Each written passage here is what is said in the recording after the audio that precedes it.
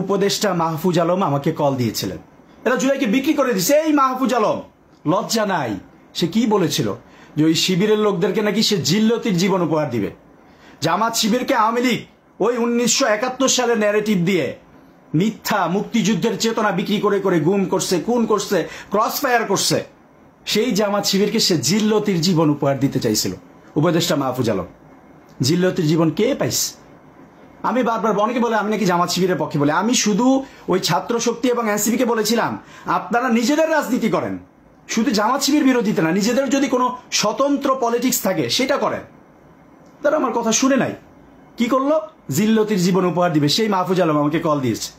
Call দিয়ে আমারে বলতেছে দেখেন আবার জামাত শিবির গেম, জামাত শিবিরকে মিথ্যা ব্লেম দেওয়া।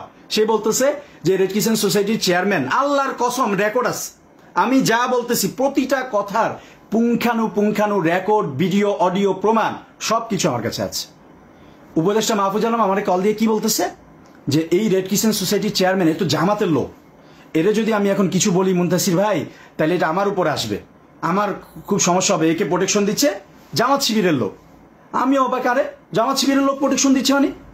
আমি স্পষ্ট দেখাইলাম যে এই চেয়ারম্যান আওয়ামী লীগের লোকদেরকে পুনর্বাসন করতেছে, আপনি দেখতেছেন প্রমাণ, সে দুর্নীতি করতেছে, সে বহিরাগত নিয়ে এসে এখানে হাতে নাতে ধরা খাইছে, সকল অপকর্ম প্রমাণিত।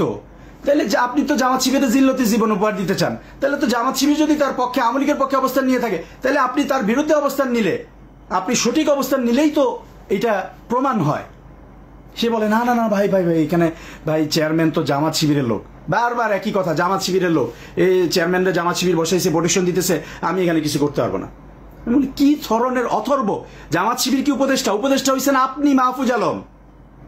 হঠাৎ কোথা থেকে মাস্টার মাইন্ড হয়ে গেছেন। আমি ডক্টর ইউনূস স্যারকেও বলবো, এই উপদেষ্টারা, সকল উপদেষ্টা কাজ করছে, কম বেশি করছে। বাংলাদেশে এই জুলাইকে বিক্রি করে দিছে ছাত্র উপদেষ্টারা।